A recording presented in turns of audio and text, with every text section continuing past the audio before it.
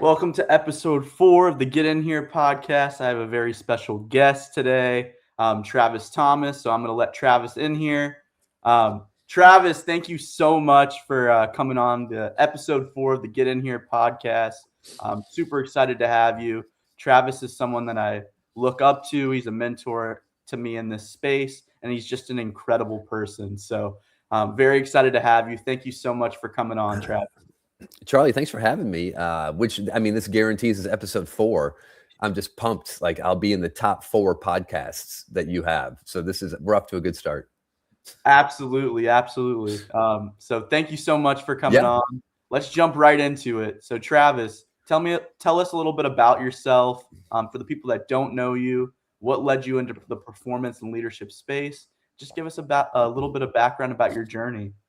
Yeah. So I call myself a performance coach that focuses on mindset, team dynamics, and collaboration. I'm sorry, culture. So the collaboration is a part of the team dynamics and the culture. So I work with a lot of companies, corporations, and then a lot of sports teams on the mindset side of things, the overall sort of team dynamic, the culture, as well as leadership for players, leadership for coaches, leadership for executives. And so I do that on my own under my company called Live Yes And then I also work with other companies as well, Limitless Minds being an organization that we do a ton. It's a number of mental conditioning coaches, most of which out of the sports space. And we go into companies and we work with companies over the span of a year plus on different mental tools and mental skills and leadership principles. But my first love of sports growing up, I grew up in Flint, Michigan. Shout out to Flint. Played all sports growing up, fell in love with soccer. Played Division III soccer in college. And after graduating, really kind of thought that, my sports career was over. I sort of started dabbling and just trying different jobs, different work, finding what really, sort of was interesting and passionate for me. My wife and I moved to Boston. We were both working in Boston, Massachusetts. And then I went to an improvisational comedy theater and we saw an improv show, and I was blown away with how skilled and talented these performers were. I was like, I want to learn how they do that. How does like a group of people get up on stage and create comedy from an audience suggestion, and they have to make it up on the spot? And so I was dumb enough to sign up for classes. So a level 1 class turned into 6 levels of training. I graduated, auditioned for their touring company, made the touring company, and then kind of worked my way up to the main stage cast over the next few years. And I was teaching in the training center and doing corporate training. And then my wife and I moved to Florida, and myself and two other gentlemen in the area, 2 really, really talented actors and performers. We started our own comedy group called the Jove Comedy. And together, the 3 of us have now been performing for over 22 years together. And then obviously, about four more on top of that while I was in Boston. And so that was kind of a unique life twist for me, was sort of kind of doing a deep dive into improvisation and learning. It's almost like learning a new language. It was learning a new language, a new mindset, a new way of doing things that kind of runs counter to how we're raised. And but really not knowing, Charlie, that was going to be the thing that mid-2000s, when I kind of lost my job. I was working for a website, and I was like, what do I really want to do with my life? And I'm like, I love personal development, and I love coaching. I love helping people. And so I did a couple of coaching programs over the next 3-year period around personal development and leadership, and it's kind of a deep dive into that. And then the path kind of mid-2000s to now has been, following work and following opportunities that has allowed me to work with people, work with teams, be on purpose, helping people. And, it led me to living at a boarding school for 3 years with my kids and wife, and ended up at IMG Sports Academy down in Florida for about 3 years as a leadership coach down there. And then going off on 2015 onto my own with Live Yes And, using the principles of improvisation to help companies with the mindset and culture piece. And then really since, so now the last 10 plus years, kind of working as independently as a contractor, working with a lot of different organizations. And then, just having some amazing opportunities open up that never seemed possible. Spending 3 years with the U.S. men's national soccer team, as their leadership and team dynamics coach, going to the 2022 World Cup, on staff with them. And then I continue to work with sports teams the last few years since then as well. And I just love, I love working with teams. I love being a part of the team. I love working one-on-one with individuals and helping them kind of get unstuck or through some of the stuff they're dealing with. It's been an interesting journey, Charlie. This was never kind of the plan, but this is the path. And it's been a fun one thus far. That's amazing, Travis. You kind of weaved yourself into a bunch of different paths, which ultimately makes you who you are today. And I think it's amazing that with what you're doing with improv, I truly believe that skill in itself can make you a really, really good coach too, because it really makes you be able to think on the spot and be able to make adjustments when you need to.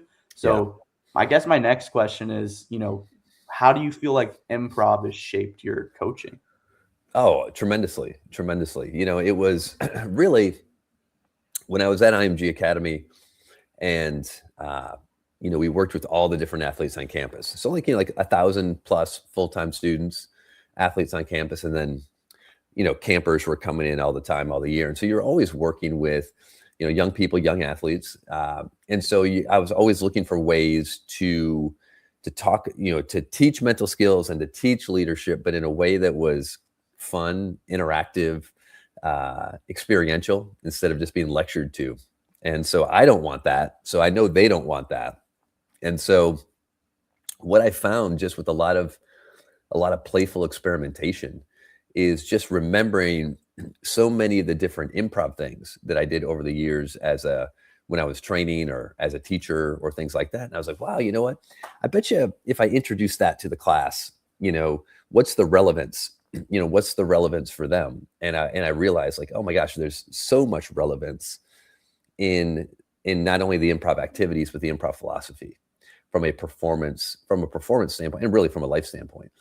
And so I just started, the more I use these improv activities with the students, the more I could start to see connections of how improvisation was such a great tool to help them. And so when I left IMG, that was kind of the motivation, was like, I really think that there's a special gift that improvisation has to offer. And I want to, and it's helpful to everybody, impacts everybody. So like you said, improvisation is the ability to adjust and adapt to what is happening. Because at the end of the day, we ultimately don't know, we can't control what's going to happen, right, to us, but we have to be able to adapt and respond. Well, that's sports, right? That's, having a plan and then getting out there and having to make adjustments. And hey, we wanted, all of a sudden we find ourselves down 2-0, or, we're losing at halftime, and all right, well, yeah, that's the reality. How are we going to adjust to it? And so all of improvisation, Charlie, is based off of the concept of yes and, right? It's the yes is you and I are going to tell a story together, and we're going to adhere, right, to the principle of yes and. Whatever I say to you, you're going to say yes and build off of it. Whatever you say back to me, I'm going to say yes and build off of it. If two people, strangers, anything can adhere to that principle, they can tell a story, right? They can tell a story that actually makes sense, because neither one of them is saying no to each other. Neither one of them is asking questions, because you're making statements, because you're both co-creating together, one yes and at a time, right? So Charlie, so for instance, if you and I we're like, hey man, we're gonna get together this weekend, and we've created like a fun weekend for ourselves, and we adhered to the yes and principle, and we started telling people, we'd be like, oh man, Charlie, dude, I am so pumped for our trip this weekend. I can't believe that you rented a Winnebago, and we're gonna hit all the golf courses in Tennessee, and you would yes and it. You would say Yes, and yes and and so my next question, because I really wanted to go into that yes and philosophy that you yeah. created. How does that mindset show up in high pressure environments like sports and business when you're teaching this? Yeah, it's with Limitless Minds, who I've been with since whenever they started, 2018. Limitless Minds was started by Trevor Moawad, who was one of the best mental conditioning coaches in the world. We lost him to cancer a few years ago, sadly. I'd become friends with Trevor, and he was starting to work with, obviously working with some of the best athletes in the world, but started working with some other companies as well, and so he started bringing me in to work with these companies as well. And so he really kind of coined and popularized this idea called neutral thinking, right? And neutral thinking is really this idea that we know that negative thinking always works in the negative against us. Positive thinking feels better. I would much rather be a positive thinker. It feels better. But also, if it's just about being positive, it doesn't necessarily move the needle of what we're trying to accomplish. In fact, we even have, there's a term that we all probably have heard at this point, which is toxic positivity, right? The house is on fire and someone's going, hey, it's going to be okay. It's going to be okay. Don't worry about it. It's going to be okay. Well, should we get out of the house? No, don't worry about it. It's going to be okay. Like toxic positivity, it's not helpful to anybody. But neutral thinking, right? Neutral thinking is looking at a situation objectively based on the facts, right? I'm looking at a situation objectively based on the facts and not letting my feelings, my emotions, and my judgments cloud my response, right? So it's getting neutral, right? So, and if we bring it to sports, right? Like, hey, we're losing 2-0 at halftime, right? Do we like that? No. Are we upset about it? Yeah. Are we frustrated? Yeah. What are the facts? We're losing 2-0 at halftime. Okay. All right. So, hey guys, everything's going to be all right. Everything's going to be all right. All right. Okay. Hey, positivity. If we just do this, everything's going to be all right. Well, why? Why is everything going to be all right? Because we need to have solutions. We need to make adjustments, right? Everything's going to be all right. Hey, I believe in our ability. Here's how we need to change things up. Here's how we need to raise our level. Here's the adjustments that we need to make. And if we make these adjustments, we can get back in this game. So neutral is coming in and not letting our emotions run haywire. And we don't need to kick over trash cans. We don't need to call people like, oh, you suck and you're an idiot. I can't believe you're screwing. Like, you can look at it objectively and say, hey, right, you're missing your assignments, right? You're not reading the play right, or you're not playing to your potential. You address the facts instead of getting distracted by the emotions. And so neutral is, hey, I'm feeling this way, but what are the facts? What do we need to do to adjust? That's neutral. Well, as Trevor was explaining neutral thinking to me early on, I was like, well, Trevor, that's yes and. I'm like, dude, your chocolate's in my peanut butter. He's like, no, your peanut butter is in my chocolate. We got Reese's here all of a sudden, right? It's that's just yes and. Yes is what is happening right now. Those are the facts. We're losing 2-0. Yes. Yeah, we're losing 2-0. It stinks. I know. And the and is, and what do we do about it? What adjustments do we need to make? And I love that. I love that philosophy because it's so important to realize, what's going on, what has happened, how am I going to respond?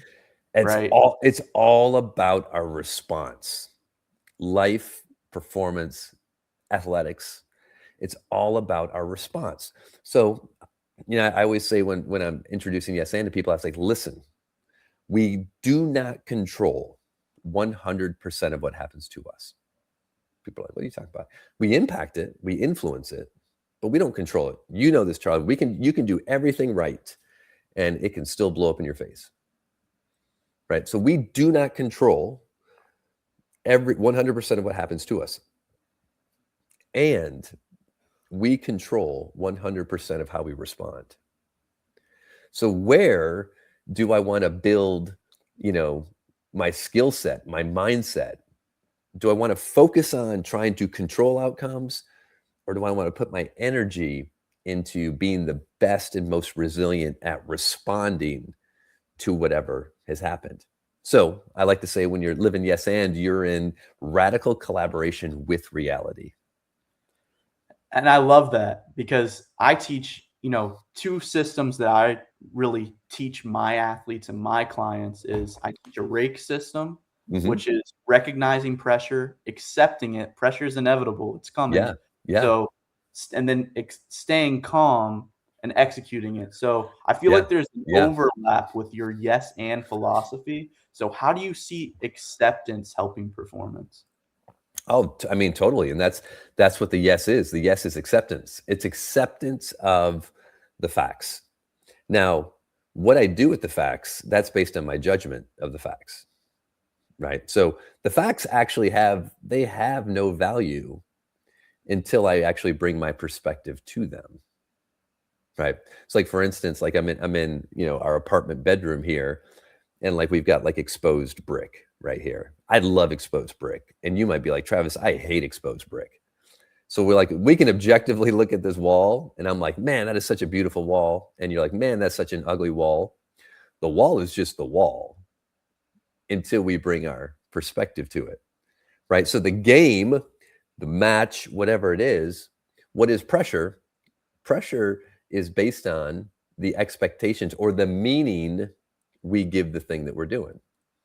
Right? I was just talking to a golfer the other day. He's like, how come I can go out in the driving range and hit beautiful shots, and then none of that translates into playing a real round?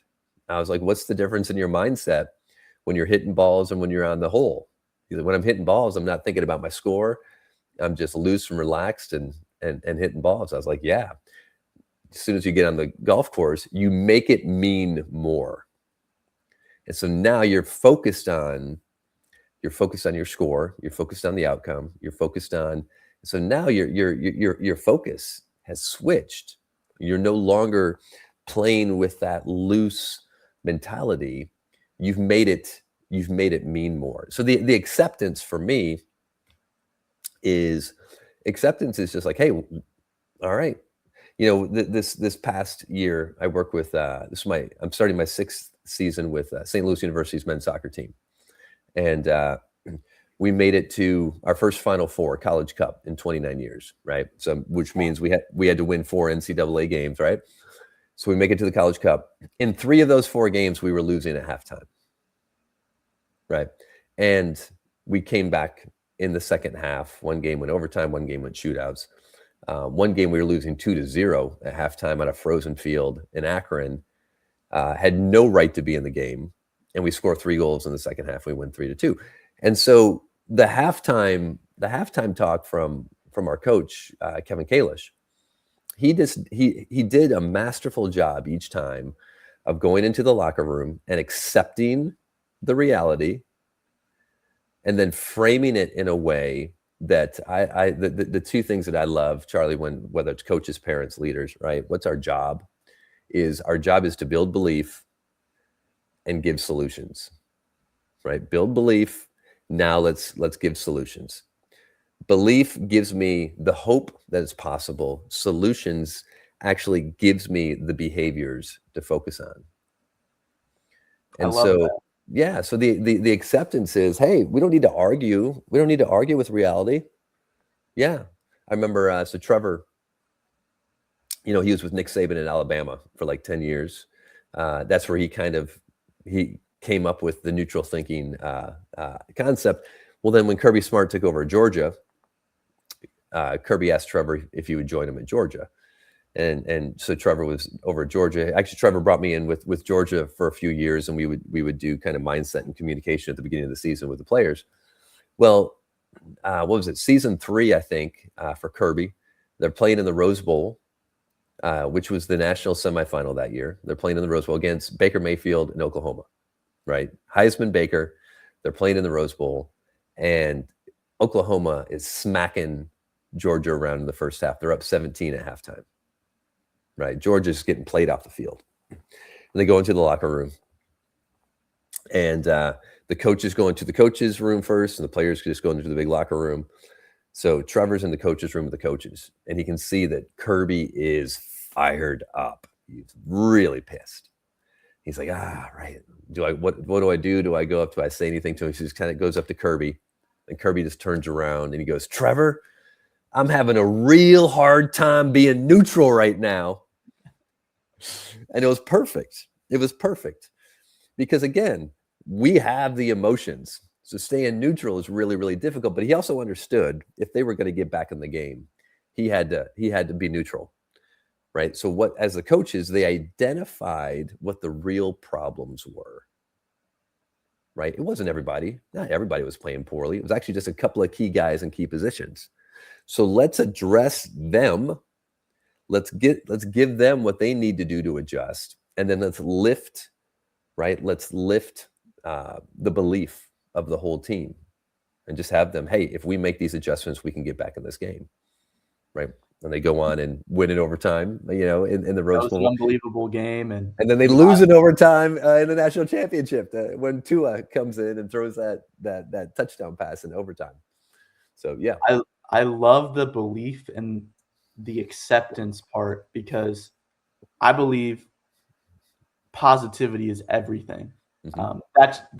That's my personal opinion. And especially, in the game of baseball, the sport that I specifically work in, it takes everyone, and you never know how far that positivity is going to take you, especially when you play 162 games. Right. You're going to need it because it can affect your confidence. It can affect your focus. So I like what you said about, the focus was drifting and they brought it back. But also that acceptance piece, what I teach is, I don't have to, but I get to.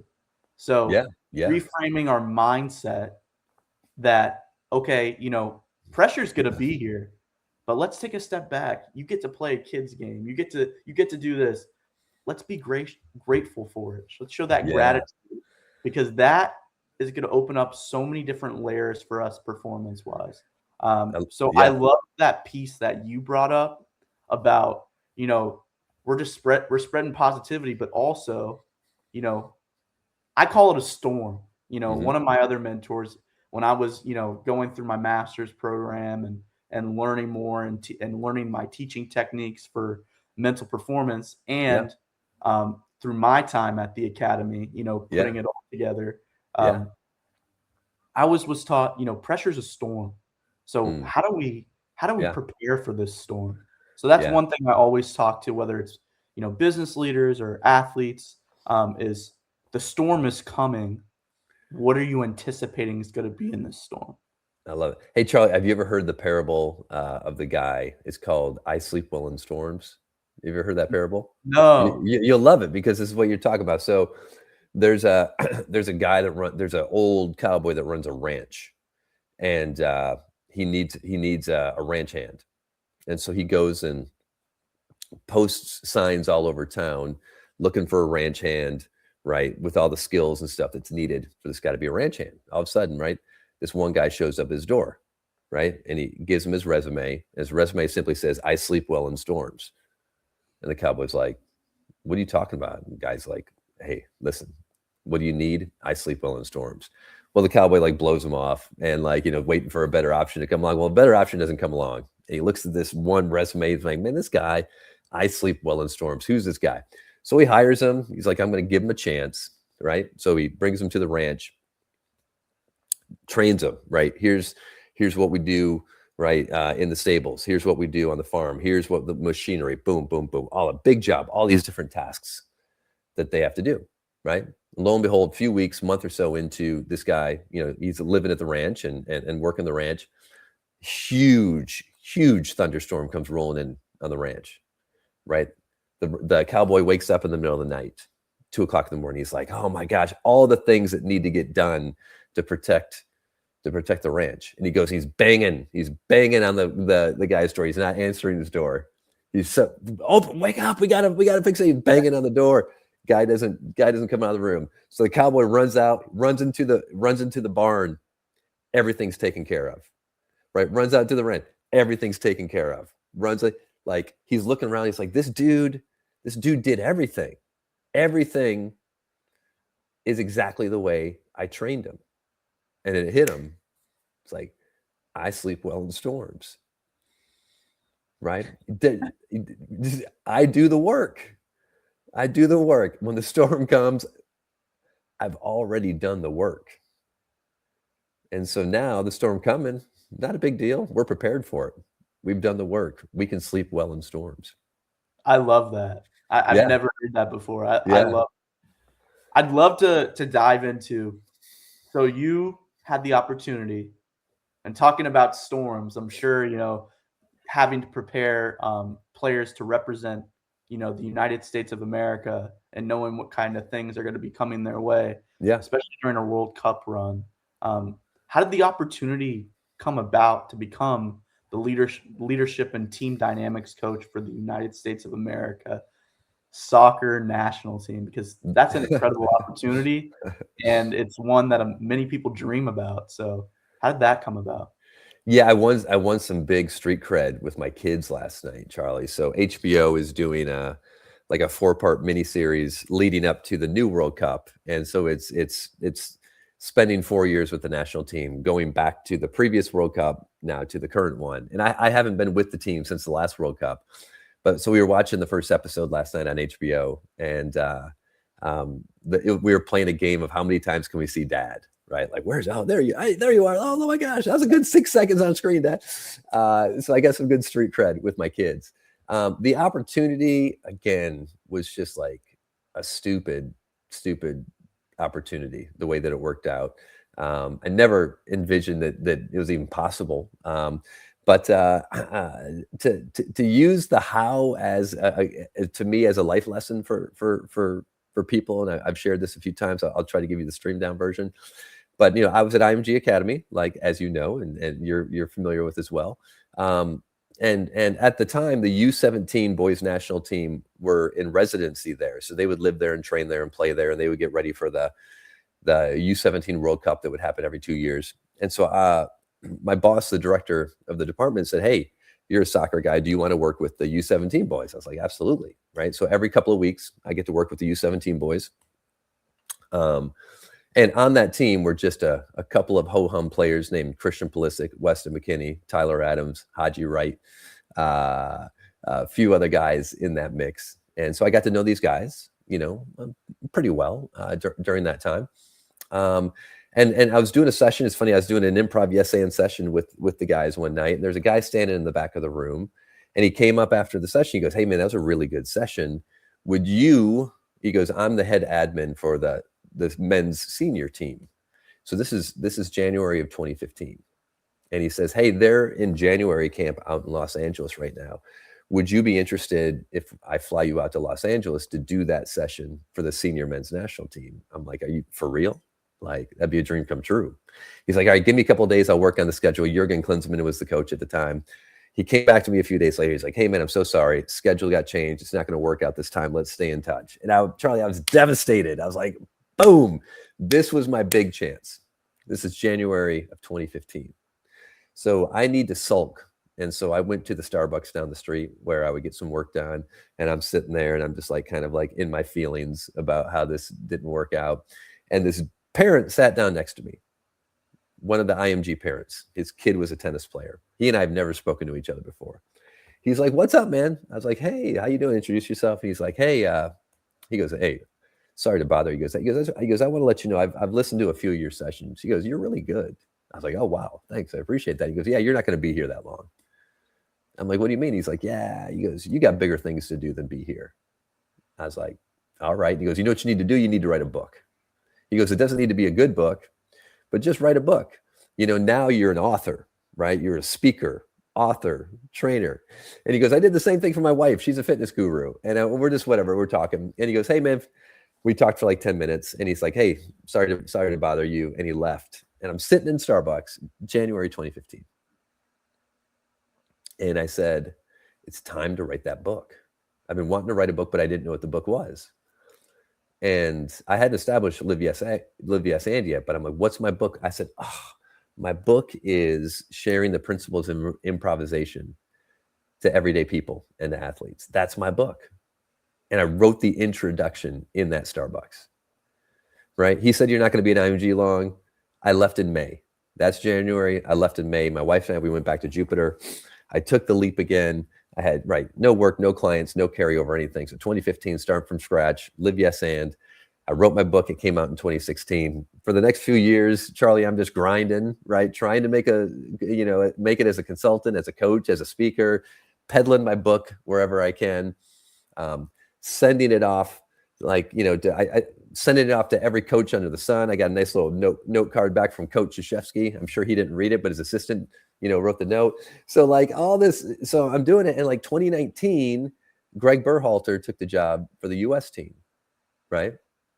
And I've followed Greg my entire career. He and I are roughly the same age. So, I followed Greg as a national team player and everything. So I'm in my family room, and this is what I really want people to connect with, Charlie. I'm in my family room, and I've got a stack of books on my desk. And I say to myself, I should write a note and send it to Greg at US Soccer. And I'm getting ready to grab a book, and this little voice inside my head says, Travis, nothing is going to come of it. Right? The cold send, nothing ever happens. Don't waste your time and your postage. And I was like, yeah. That's true. That is just a waste of time. Nothing ever happens. And I getting ready to move on. And the louder voice in my head said, just frickin' send the book. I'm like, all right, went and grabbed the book, Charlie, opened it up, wrote like a little handwritten note. Hey, Greg, big fan of the national team. I was at IMG for a few years, worked with Christian, Weston, Tyler, had a great time. I said, would love to connect sometime. Drove to the post office, spent my $4, put it in the mail, and then immediately just out of sight, out of mind. Nothing's going to happen, so I'm not even thinking about it, right? I didn't even have his address. I just sent it to the U.S. Soccer house in Chicago at the time. I didn't have a personal address. 3 days later, I'm working out, and I get a text that says, iPhone has the maybe. It says, sometimes the maybe. It says, maybe Greg Berhalter. And I was like, who's Greg Berhalter? Greg Berhalter, who's Greg? That's how out of mind it was. I told my wife, I'm like, who's Greg Berhalter? She goes, I don't know. You've been giving your book away to everyone, someone you met. I was like, wait, oh my, Greg, the Greg, head coach Greg Berhalter. He's like, hey, Travis. He's like, hey, man, thanks for the book. I look forward to reading it. And I was like, oh, hey, Greg, thanks for, thanks for the text. Would love to connect sometime. Now I really think it's done, Charlie, right? He sent me the nice text, never going to hear from him again. I got a cell phone, but never going to hear from me again. A week later, this is the end of November, 2019. Another text from him. You got time to chat? I'm like, for real? You want to talk? So we get on the phone. He's really nice. Hey, Greg, how's it going? Hey, small talk. I was like, hey, I know you're super busy. What's going on? And I start to give him a little bit of my resume again. He goes, oh, you don't need to tell me your resume, Travis. I've read your book. It'd been a week.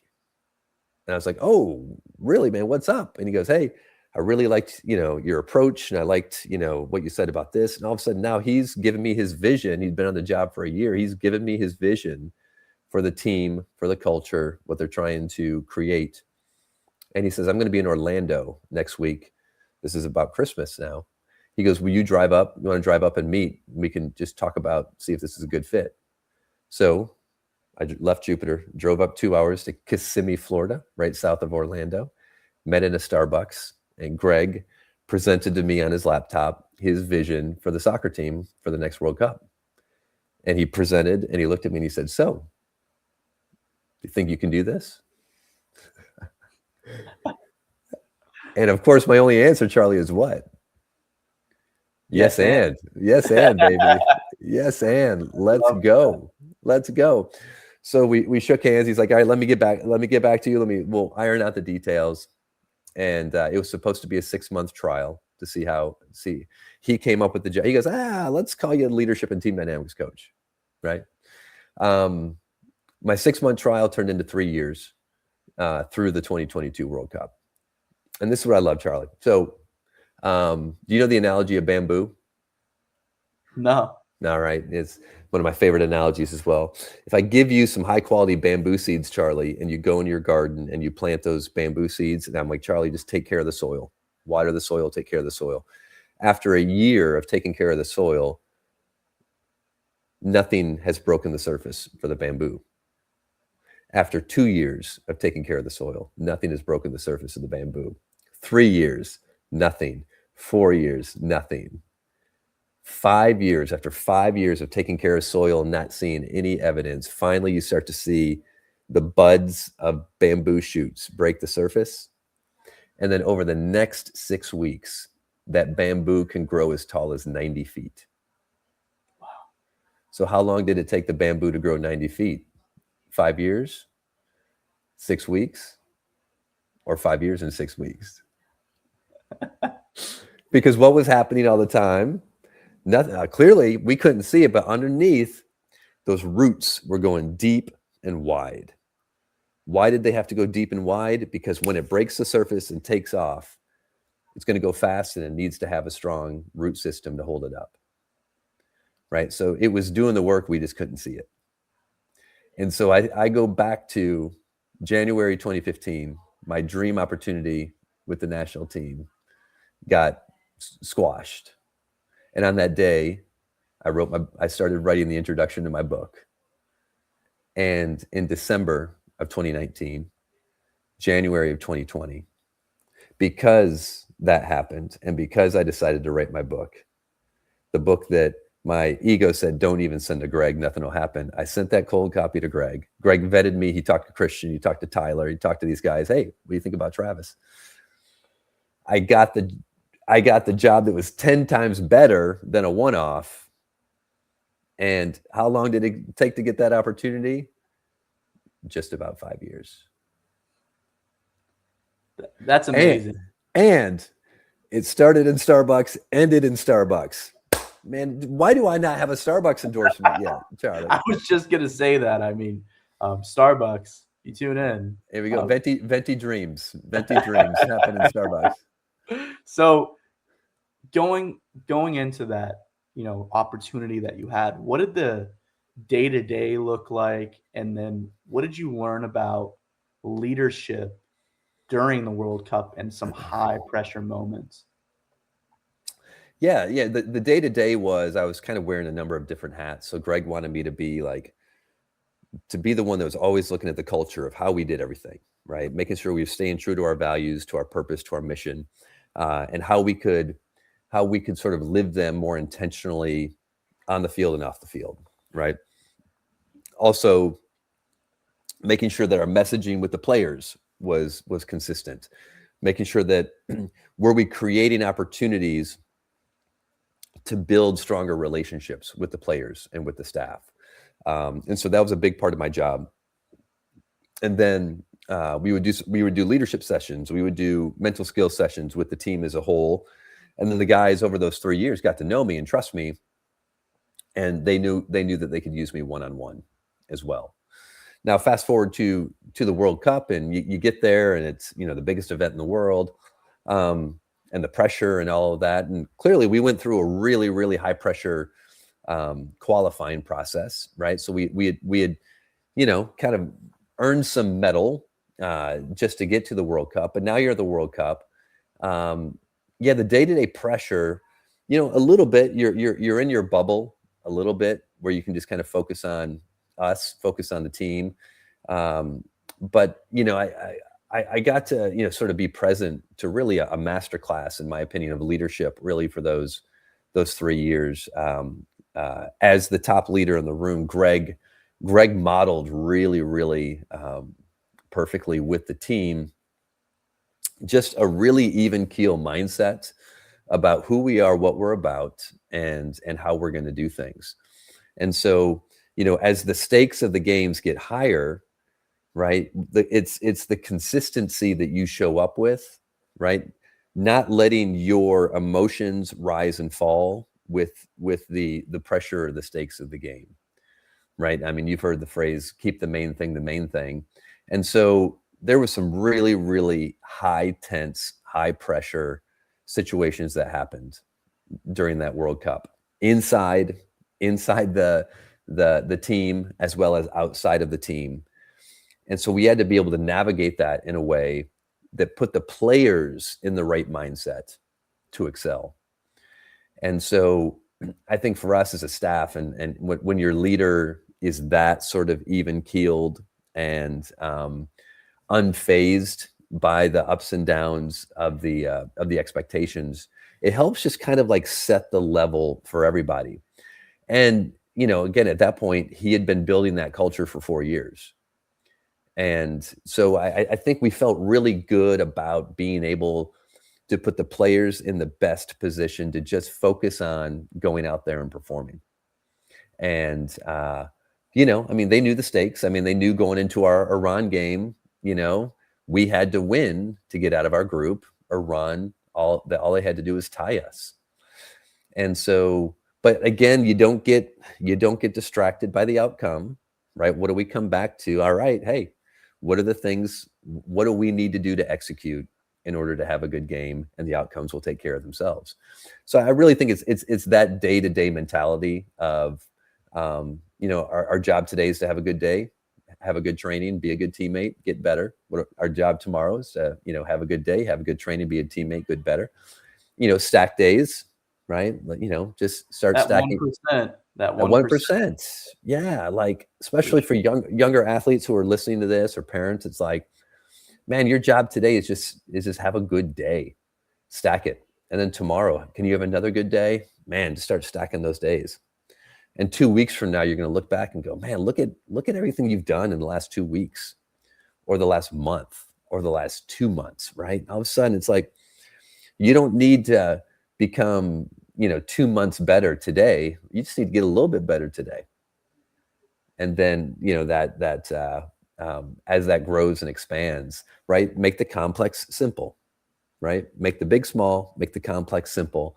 What do you need to do today to have a good day? Tomorrow will take care of itself. We don't need to worry about next week yet, right? We're just worrying about focusing on today. And I think we really kind of encapsulated that in the culture of our team. And it was built on respect, and it was built on, Greg was very collaborative with the players.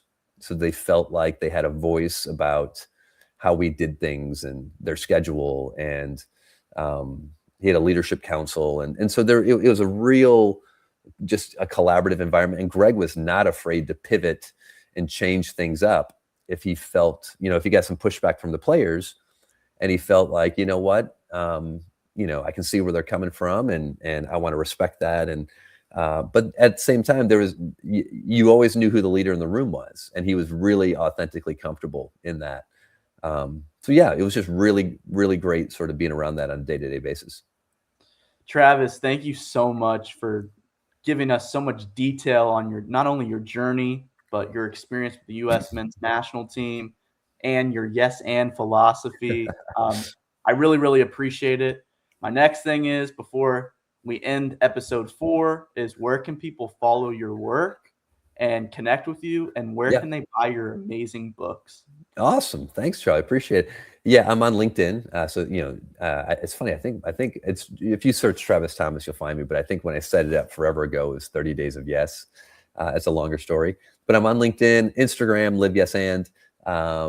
And yeah, my 2 books are both on Amazon. The first one's called 3 Words for Getting Unstuck, Live Yes And.